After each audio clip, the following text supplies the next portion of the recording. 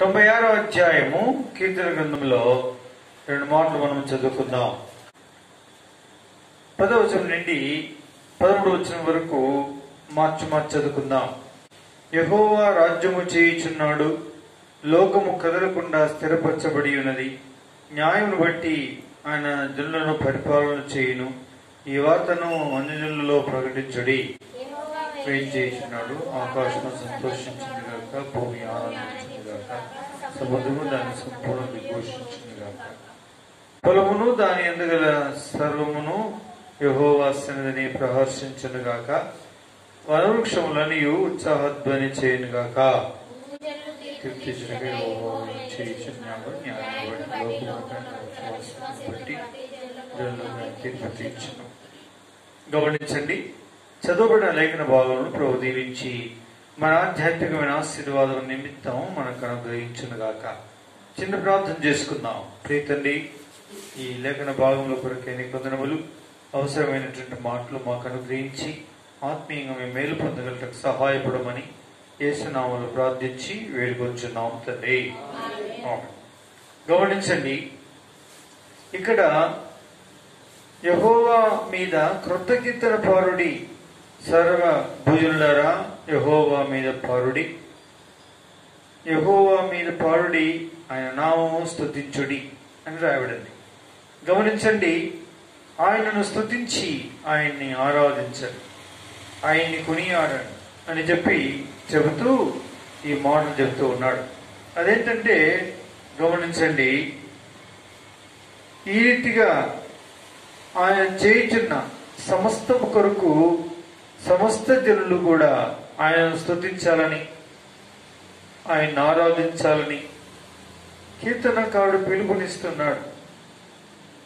ఎందుకు అంటే ఆయన రాజ్యము చేయుచున్నాడని, లోకము కదలకుండా స్థిరపరచబడి ఉన్నదని, న్యాయం బట్టి ఆయన జనులను పరిపాలన చేయును అని, ఆయనను గుర్చి ఈ రీతిగా మీరు స్తుతించి ఆరాధించండి. అంతేకాకుండా 11వ వచనంలో రాయబడింది, యెహోవా వేయి చేయుచున్నాడు, ఆకాశము సంతోషించునుగాక, భూమి ఆనందించునుగాక, సముద్రమును దాని సంపూర్ణతయు ఘోషించునుగాక. గమనించండి, 11వ వచనాన్ని మనం చూస్తే పిల్లరా, ఇక్కడ ఆకాశము, భూమి, సముద్రము దాని సంపూర్ణతయు ఏం చేయమని భక్తుడు తనతో పాటు అంటున్నాడంటే, పిల్లరా ఏం చేయమంటున్నాడు అంటే ఆకాశము సంతోషించునుగాక. ఎంత మంచి మాట. కాబట్టి ఆకాశము సంతోషించునుగాక అంటే ఆకాశము నాతో పాటు మీరు సంతోషించండి అని చెప్తున్నాడు. భూమితో అంటున్నాడు ఆనందించుము అని చెప్తున్నాడు. పిల్లరా, ఇక 3వది సముద్రము దాని సంపూర్ణతయు ఘోషించునుగాక అని పలికాడు. గమనించండి, ఇక్కడ సంతోషించమండి, ఆనందించండి అనే మాట బాగుంది, కానీ సముద్రము దాని సంపూర్ణతయు ఘోషించును అనేటువంటి మాట కొంచెం ఈ రెంటికి తేడాగా ఉంది. పిల్లరా, ఎందుకు అంటే అందులో అర్థం ఉంది. అదేమిటి అంటే గమనించండి, ఈ కీర్తన గ్రంథము 96వ అధ్యాయం 11వ వచనంలో చూస్తే ఆకాశము సంతోషించును అని రాయబడింది. గమనించండి, ఆకాశము సంతోషించండి అనే దగ్గర దీని యొక్క అర్థం ఏమిటి అన్నట్లు, అవును పిల్లరా, ఆకాశము ఎందుకు సంతోషించాలి పిల్లరా, మరి భూమి ఆనందించాలి, తర్వాత ఎందుకు సముద్రములు దాని సర్వస్వము సంపూర్ణతయు ఘోషించాలి, ఎందుకు వ్యత్యాసం ఉంది కదా. అవును, ఎందుకు వ్యత్యాసం ఉంది అంటే లూకా సువార్త 2వ అధ్యాయంలో ఏమని రాయబడింది అంటే ఇక్కడ రాయబడింది. అదేంటంటే 2వ అధ్యాయం 11వ వచనం ఒకరు చదవండి. వెంటనే పరలోక సైన్య సమూహము ఆ దూతతో కూడా నుండి సర్వోన్నతమైన స్థలములలో దేవునికి మహిమయు కలుగునుగాక. ఇది దాని అర్థం ఏంటంటే, ఇక్కడ ఆకాశములు ఎందుకు సంతోషించాలి, భూమి ఎందుకు ఆనందించాలి అంటే పిల్లరా, అవును, ఆయన రక్షకుడుగా వేయించేయుచున్నాడు. ఆయన మహామహుడయుండి తన తేజో మహిమ చూసినప్పుడు ఎంతో మంది జనులు ఆ మహిమగల దేవుని యొక్క ప్రత్యక్షతను వారు కనులారా చూసినప్పుడు పిల్లరా, ఎంతో మంది ఎన్నో సందర్భాల్లో చనిపోయినారు. కారణం ఏంటంటే, ఆయన మహిమ కలిగిన సమీపించరాని తేజస్సు కలిగిన వాడు. ఏ నరుడు ఆయనను చూసి బ్రతికి ఉండనేరుడు అని వాక్యంలో రాయబడింది. అలాంటి మహామహుడైన దేవుడు నరరూపి అయి ఈ లోకములోనికి ఆయన వేయించేయుచున్నాడు. అంటే వచ్చేస్తూ ఉన్నాడు, ఆయన పుట్టబోతూ ఉన్నాడు. కాబట్టి ఆకాశములు సంతోషించండి అంటే, ఆకాశములంటే ఎవరన్నట్లా అని 11వ వచనం చెప్తుందంటే, పరలోక సైన్య సమూహం ఆ దూతతో కూడా నుండి సర్వోన్నతమైన స్థలంలో దేవునికి మహిమ అని స్తోత్రం చెబుతూ ఉన్నారు. ఎవరండి వీరు అంటే, పరలోక సైన్య సమూహం, పరమందున్నటువంటి దూతలు, వరదూతలు. ఆ ఆకాశము అనగా ఆయన సింహాసనముండు నివాస స్థలం, ఆయన యొక్క పరలోక రాజ్యమే పిల్లరా ఆకాశమును చూపిస్తుంది, పైలోకాలను చూపిస్తూ ఉంది. ఆ పైలోకములు నాతో పాటు సంతోషించండి అని కీర్తనకారుడు ఆత్మతో ప్రవచనాపూర్వకంగా పరిశుద్ధాత్ముని యొక్క ప్రేరేపణ చేత స్తుతించి ఆరాధిస్తూ ఉన్నాడు, స్తోత్రము చెప్తూ ఉన్నాడు. కాబట్టి నా ప్రియమైన వారలారా, ఈయన ఆకాశములు సంతోషించునుగాక అని, ఆకాశము సంతోషించునుగాక అని ఎందుకంటున్నాడు అంటే, ఒకానొక దినం ఈ భూలోకములో రక్షకుడుగా పుట్టనయున్న, విమోచకుడుగా పుట్టనయున్న ఆ మహామహుడైన దేవుని కుమారుడిగా అవతరించనయున్న ఆయన రాక, ఆయన వేంచేయటం అనేటువంటి ఒక అద్భుతమైన కార్యమును జరగబోతుంది. కాబట్టి పరలోక సైన్య సమూహమా సంతోషించండి, ఎందుకంటే సర్వోన్నతమైన స్థలములో దేవునికి మహిమ కలిగే సమయం ఆసన్నమవుతుంది అని. చూసారా, అది వచ్చేసింది, ఆసన్నమైంది. అట్టి మహిమ ఆయనకు ఆరోపించబడింది. పరలోక సైన్య సమూహం ఆకాశము సంతోషించినది. నా ప్రియమైనటువంటి వాళ్ళారా, అయితే మీరు సంతోషించగలుగుతూ ఉన్నారా? ఇదే సంతోషం ఎవరిలో ఉంటుంది అంటే, 1 పేతురు 1వ అధ్యాయం 9వ వచనం ప్రకారంగా మనము చూస్తే, పేతురు రాసిన మొదటి పత్రిక 1వ అధ్యాయము 9వ వచనం, ఆయన మీరు చూడలేదు, అలా జరిగిన సంగతిని గురించి మీరు వినలేదు, అయినా సరే మీరు ఆయన్ని ప్రేమిస్తున్నారు. ఆయనను కన్నులారా మీరు చూడకనే విశ్వసించుచు ఆత్మరక్షణ పొందుచు చెప్పనశక్యమైన మహిమాయుక్తమునైన సంతోషం గలవారై ఆనందించుచున్నారు. చూసారా పిల్లరా, అద్భుతమైన విషయం ఏంటంటే, ఒకానొక దినం ఈ భూలోకములో అవతరించనయున్న అని కీర్తనకారుడు అంటే ఇక్కడ ఒక పత్రిక రాసినటువంటి భక్తుడైనటువంటి పేతురు ఈ మొదటి పత్రిక మొదటి అధ్యాయము 9వ వచనంలో అంటాడు, మీరు ఆయన చూడలేదు, ఆయన గురించి మాత్రము మీరు విన్నారు, అయితే మీరు విశ్వసించారు, మీరు ఆత్మరక్షణ పొందినారు, చెప్పనశక్యమైన మహిమాయుక్తమైన సంతోషమును అలా విశ్వాసం ఉంచడం ద్వారా మీరు పొంది ఉన్నారు కదండి. కాబట్టి సంతోషించండి. ఎవరైతే ఈ రీతిగా రక్షణ, మారు మనసు, పాప క్షమాపణ ప్రభువులో పొంది ఉన్నారో, చూడకే విశ్వసించినారో, ఆయనను గురించిన ఆయన స్వరాన్ని వినకయే విశ్వసించినారో, ప్రియమైనటువంటి వాళ్ళరా ఎంత ధన్యులు, భాగ్యవంతులు. అందుకే పరలోక సైన్య సమూహముతో పాటు మీరు ఆనందించి సంతోషించండి. చెప్పనశక్యమైన మహిమాయుక్తమైన సంతోషము చేత మీరు సంతోషించి ఆనందించండి అని చెబుతూ ఉన్నాడు. పిల్లరా, ఎవరైతే వాస్తవంగా ఇటు రక్షణ మహా గొప్ప భాగ్యం పొంది ఉన్నారో వారు స్తుతించి ఆయన ఏం చేస్తారండి? ఆనందిస్తారు. ఎందుకంటే ఆత్మరక్షణ పొంది ఆనందించుచున్నారు. కావున ఆత్మరక్షణ పొందిన కారణాన చెప్పనశక్యమైన మహిమాయుక్తమైన సంతోషమును పొంది ఉన్నారు. కాబట్టి ఆయన ఏం చేస్తారండి? స్తుతించి ఆనందిస్తారు, ఆయన కొనియాడుతారు, ఆయన ఘనపరుస్తారు. ఎంత మంచి మాట చూసారా పిల్లరా? ఇది సంగతి. ఇది పరలోక సైన్య సమూహం యొక్క సంతోషం.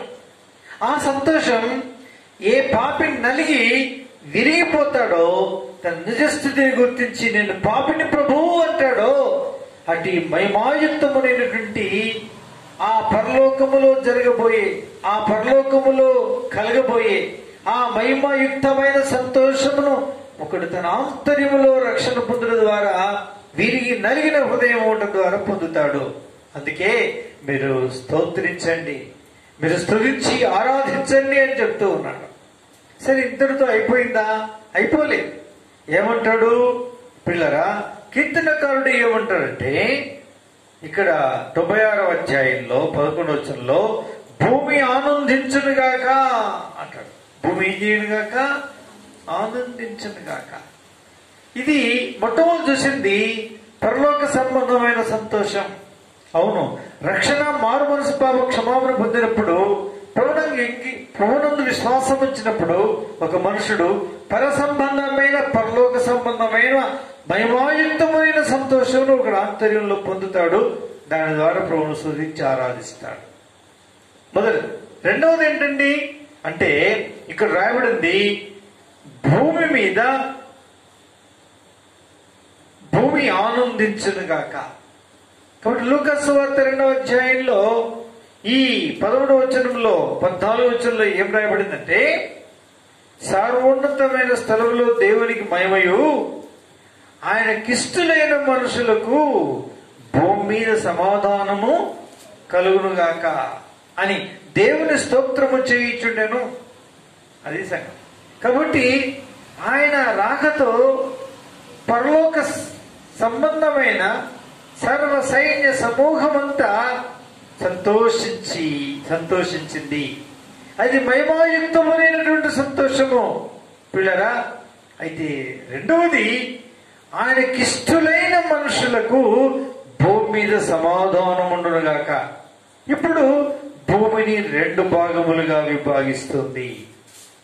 భూమిని 2 భాగములుగా ఏది విభాగిస్తుంది అంటే, ఇక్కడ ఆయనకిష్టమైన మనుషులు ఒక భాగం, ఆయనకిష్టం కాని మనుషులు ఇంకొక భాగం.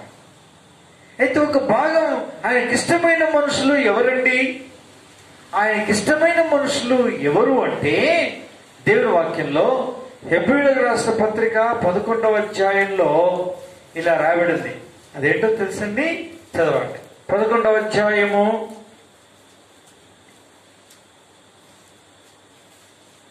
5వ వచనం చదవండి.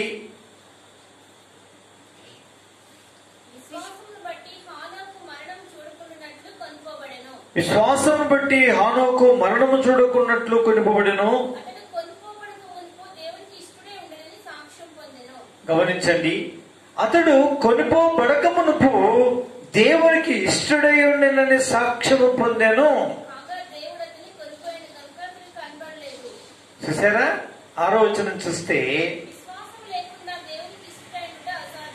విశ్వాసం లేకుండా దేవునికి ఇష్టలై ఉండుట అసాధ్యము.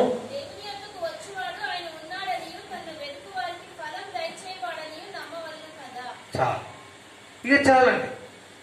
ఇప్పుడు చెప్పండి, దేవునికి అంటే భూమి మీద ఇష్టలైన మనుషులు ఎవరండి? ఇక్కడ ఒక మనుషుడు మనకు కనిపిస్తున్నాడు. ఆయన పేరు హానోకు. ఈ హానోకు దేవునికి ఇష్టడై ఉన్నాడు. దేవుడు కొనిపోబడక మునుపు, దేవుడు అతన్ని కొనిపోబడక మునుపు ఆయన ఈ భూలోకంలో ఉన్నప్పుడు దేవునికి ఇష్టడై ఉన్నాడు. గమనించండి, భూమి మీద జీవిస్తున్నాడు, దేవునికి ఇష్టడుగా జీవించాడు. ఎలా దేవునికి ఇష్టడుగా జీవించాడంటే, విశ్వాసము లేకుండా దేవునికి ఇష్టడై ఉండడు, అసాధ్యం. అయితే తన్ను దేవుని యొద్దకు వచ్చాడు, ఆయన విశ్వాసం ఉంచి ఉన్నాడు. కాబట్టి దేవునికి ఏమయ్యాడు? ఇష్టడైనాడు.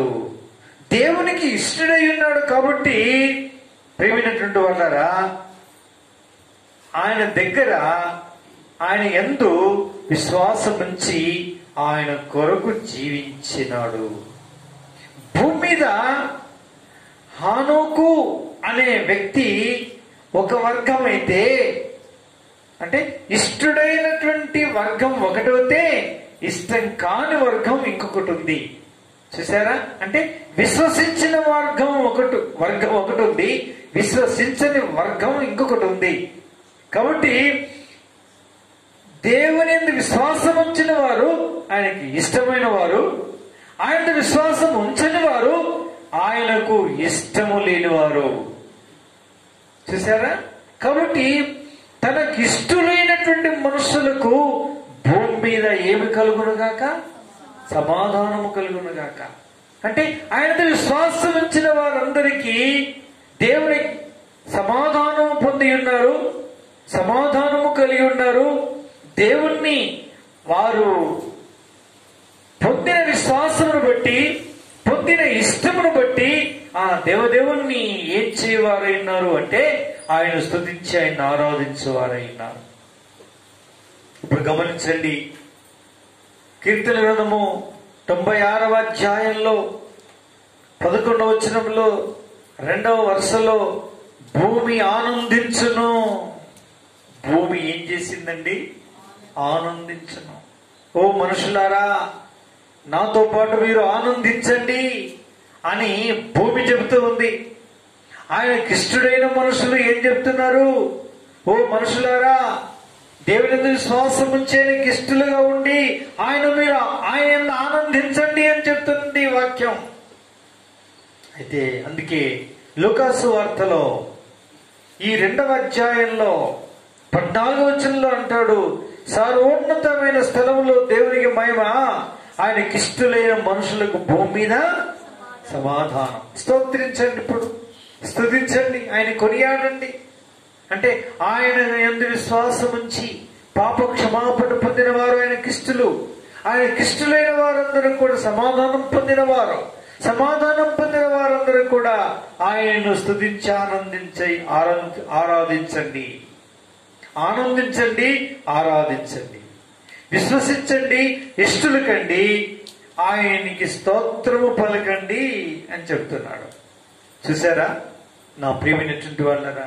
అందుకోసం ఈ కీర్తనకారుడు ఆత్మ ద్వారా కొన్ని వందల సంవత్సరాల క్రితమే ఈ 96వ అధ్యాయంలో 11వ వచనంలో ఉండే జనాన్ని 3 వర్గములుగా విభాగిస్తున్నాడు. మొదటి వర్గం ఆకాశము, 2వ వర్గము భూమి, 3వ వర్గము సముద్రము. భూమి మీద ఉండేటువంటి మనుషుల్ని 2 వర్గములుగా విభాగించి, ఇష్టడైన మనుషులని, ఇష్టం కాని మనుషులని 2 వర్గములుగా విభాగించాడు. ఈ రెండు వర్గాలుగా విభాగించినటువంటి ఈ కీర్తనకారుడు ఏమంటాడు అంటే స్తోత్రించండి. కాబట్టి ఆకాశం ఆరాధిస్తుంది, ఆయన కొనియాడుతూ ఉంది, సంతోషించి ఆనందిస్తుంది పిల్లారా.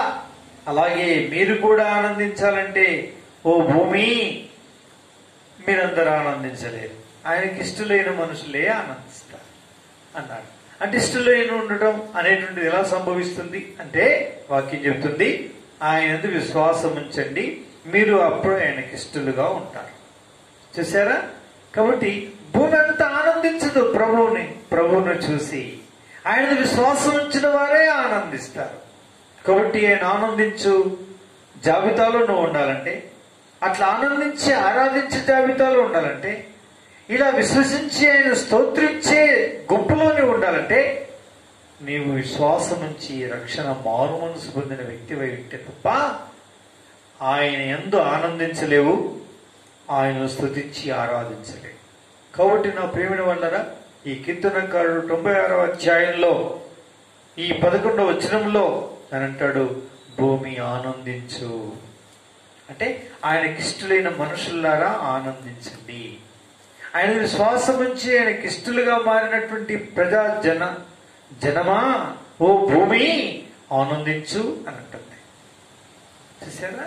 కాబట్టి విశ్వసించిన వారందరూ ఆయనకిష్టులు, ఆయనకిష్టులైన వారందరికీ ఆనందం కలుగుతుంది. అట్లా ఆనందం పొందిన వారు సమాధానముతో ఆయన స్తోత్రించి స్తుతించి ఆరాధించండి అని వాక్యం చెప్తుంది. అయితే ఇంకో వర్గం ఉంది కదండి. ఆ వర్గం ఎవరు? 3వ వర్గం. ఆ వర్గం ఎవరంటే సముద్రమును దాని సంపూర్ణతయు ఘోషించునుగాక అని రాబడింది. ఏమైనదండి? ఘోష. ఇదేంటింది? సంతోషము పోయింది, ఆనందము పోయింది. సంతోషించే జనమేమో పరవందు లెక్కింప శక్యము కానటువంటి గొప్ప సైన్య సమూహం పిల్లరా ఆ సర్వోన్నతమైన స్థలంలో దేవునికి మహిమ కలుగునుగాక అని సంతోషించి ఆనందించి స్తోత్రం చేస్తూ ఉంటే, భూమి మీద ఇష్టమైన మనుషులు కూడా ఆయన స్తుతించి ఆరాధిస్తూ ఉంటే, ఇంకొక జన సమూహం ఉంది, ఇష్టం కాని మనుషులు. వారు ఏం చేస్తున్నారు? ఘోషిస్తున్నారు అని రాయబడింది. ఘోష వినబడుతుంది. ఇదేంటుంది? ఈ జనం ఎవరండి? ఈ జనం భూమి మీదనే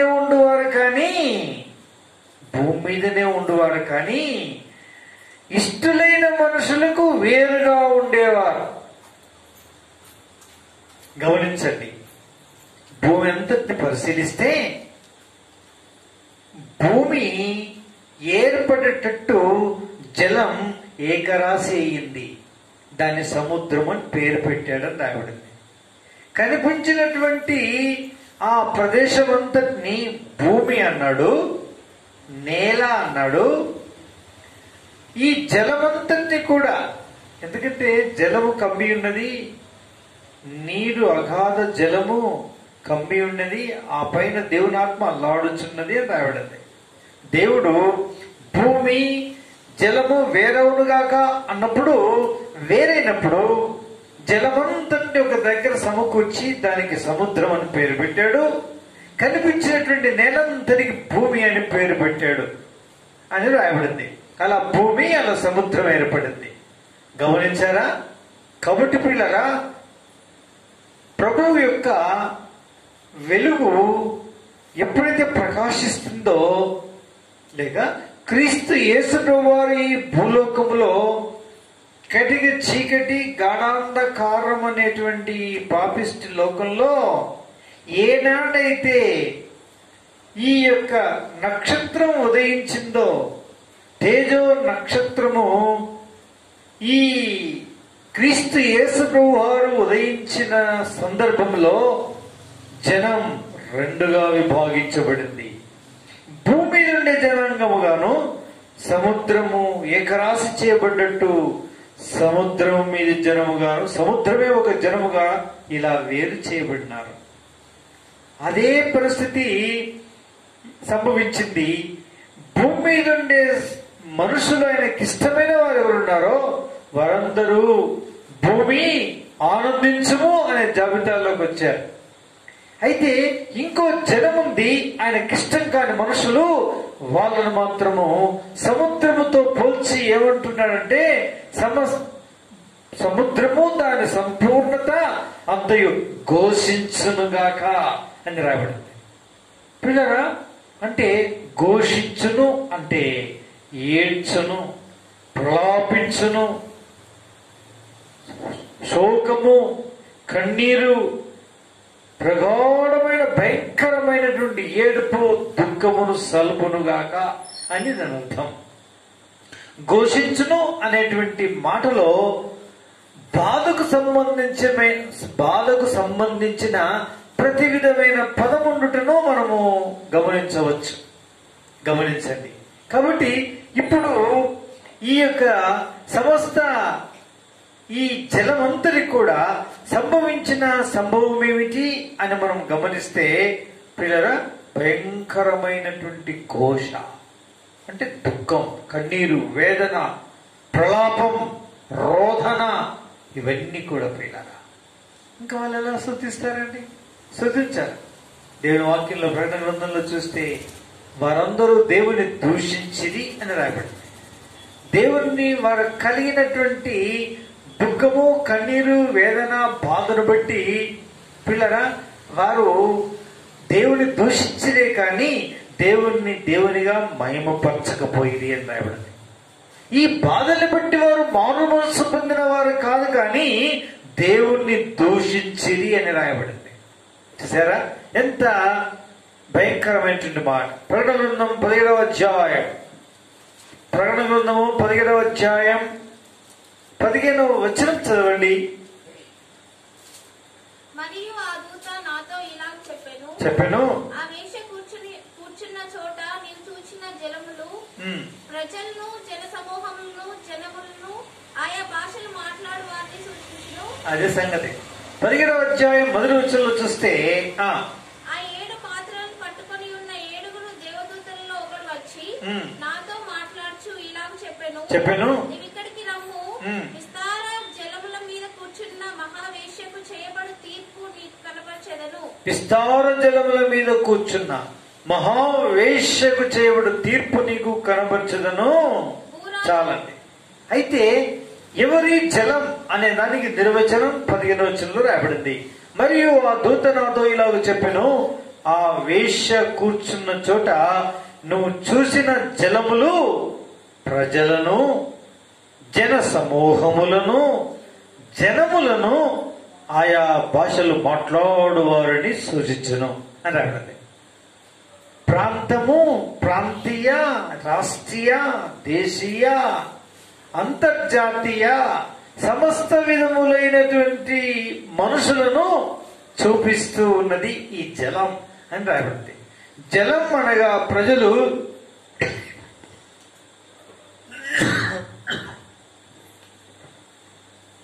జలం అనగా ప్రజలు, జన సమూహములను, జనములను, ఆయా భాషలు మాట్లాడు వారిని చూపించుచున్నది. అదేనండి సముద్రం అంటే ఏమిటో. సముద్రం దాని సంపూర్ణత అంటే దాని అర్థం ఏంటంటే, సముద్రం దాని సంపూర్ణత అంటే అర్థం ఏంటంటే, సముద్రము అంటే ప్రజలు, జన సమూహములు, జనములు, ఆయా భాషలు మాట్లాడువారు అని. సముద్రము దాని సంపూర్ణత అంటే ఈ 4 రకాల ప్రజలు, సమూహములు, జన సమూహములు, జనములు, ఆయా భాషలు మాట్లాడువారు అనేటువంటి వీరికి భయంకరమైనటువంటి తీర్పు జరగనైనది. ఆ తీర్పును భరించలేక, ఓర్వలేక, ఆ తీర్పును గురించి ఆ జనములు ఏం చేస్తారు అంటే పిల్లరా, రోదనము చేస్తారు. ఇదే సముద్రము దానికి కలిగే ఘోషను గురించి వివరించబడింది. కాబట్టి నా ప్రియమైనటువంటి వాళ్ళారా, దేవుని యొక్క వాక్య ప్రకారంగా మరి ఈ ప్రకారంగా సముద్రము దానిలో ఉండేటువంటి సమస్తమైన మనుషులకు కూడా ఏం కలుగుతుందండి? ఘోష కలుగుతుంది, రోదనం, దుఃఖము కలుగుతుంది, వేదన, కన్నీరు కారుతుంది. ఈ భయంకరమైన వేదన భారమును బట్టి ఆయన స్తుతిస్తారా చెప్పండి? ఆయన స్తుతించలేదు. ఆయన స్తుతించేవారు ఇద్దరే ఇద్దరు. ఒకరెవరండి? దేవుని యొక్క వాక్యం చెప్తుంది, ఒకరేమో పరలోక సైన్య సమూహం, ఇంకొకరేమో చెప్పండి, దేవుని వాక్యంలో రాయబడింది ఇంకొకరెవరు అంటే పిల్లరా ఆయనకిష్టలైన మనుషులు భూమి మీద ఉండి, అంటే లోకములో జీవించుచూ ఉండి కూడా దేవునికి ఇష్టలుగా బ్రతికి ఆయనను మహిమపరచుచున్నటువంటి జనం. నా ప్రియమైనటువంటి వాళ్ళరా, ఏ జాబితాలో మనమున్నాము? ఈ వాక్యం వెలుగులో మనల్ని మనం ఒకసారి చూసుకొని ఆయన స్తుతించి ఆయన ఆరాధిస్తాం, ఆయన కొనియాడతాం. పరలోక సైన్య సమూహం సంతోషించి ఆనందిస్తుంది. ఆ మహిమాయుక్తమైన సంతోషమును పాపి నలిగినప్పుడు, విరిగినప్పుడు ఎవరి ఆంతర్యంలో ఆయన దిగినాడు, ఎవరి ఆంతర్యంలో ప్రవేశించాడు, వారికి కలిగిన ఈ మహిమగల సంతోషమును బట్టి ఆయన స్తుతించి స్తోత్రిస్తాం, ఆయన ఆరాధిస్తాం, ఆయన కొనియాడుతాం. అయితే ఎవరైతే ఇంకా పిల్లరా భూమి మీద ఉండే మనుషుల్లో మూర్ఖుల ఈ తరం వారికి వేరే రక్షణ పొందిన వారు, ఆయనకి ఇష్టలైన మనుషులు, విశ్వాసం ఉంచిన వారు కాబట్టి వారు ఆనందిస్తారు. వారు కూడా దేవుని స్తుతించి ఆరాధిస్తారు. కాబట్టి ఈ రీతిగా చెప్పనసఖ్యమైన మహిమాయుక్తమైన సంతోషమును, ఆ పరలోక సంతోషం ఎవరు హృదయాంతరములో కలిగి ఉన్నారో వారు ఆయన స్తుతిస్తారు. ఎవరు మూర్ఖుల ఈ తరం వారికి వేరే రక్షణ ఎవరు పొందినారో వారు ఆనందించి సంతోషించి ఆయన స్తుతించి ఆరాధిస్తారు. పిల్లరా, ఈ రెండు గుంపులతో అతీతమైన వారే సముద్రము మీద ఉండేవారు సముద్రానికి పోల్చబడ్డారు. జనములు, జన సమూహములు, ఈ జనములు, ఈ జన సమూహములు, ఈ యొక్క నానా భాషలు మాట్లాడువారు, నానా విధమైన ప్రజలను చూపించే ఆ సముద్రము దాని సర్వసంపూర్ణత ఏదైతే ఉందో వారందరూ ఘోషించే జాబితా, ప్రలాపించి కన్నీరు కాచు, పెడబొబ్బలు, రడబొబ్బలు, కేకలేసేటువంటి జనం. ఎందుకు అంటే అట్టి శ్రమ ఈ యొక్క సముద్రం మీదుండే మూర్ఖులు ఈ తరం వారికి సంభవించబోయే ఈ భయంకరమైనటువంటి తీర్పు ఒక దినం రానైనది. కాబట్టి అట్టి వారు స్తుతించి ఆరాధించలేరు. కాబట్టి మనం దేవుని కృపను బట్టి ఆయన ఈ భూలోకంలో అవతరించినప్పుడు పరలోక సైన్య సమూహంతో పాటు ఆయన విశ్వాసం ఉంచిన కారణాన రక్షణ గొప్ప భాగ్యం పొందాము. అందుకే స్తుతించి ఆయన ఏం చేస్తాం? ఆరాధిస్తాం.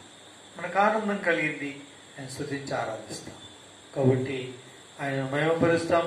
ఇటు వాక్యమును దేవుడు దీవించి ఆశీర్వదించును గాక.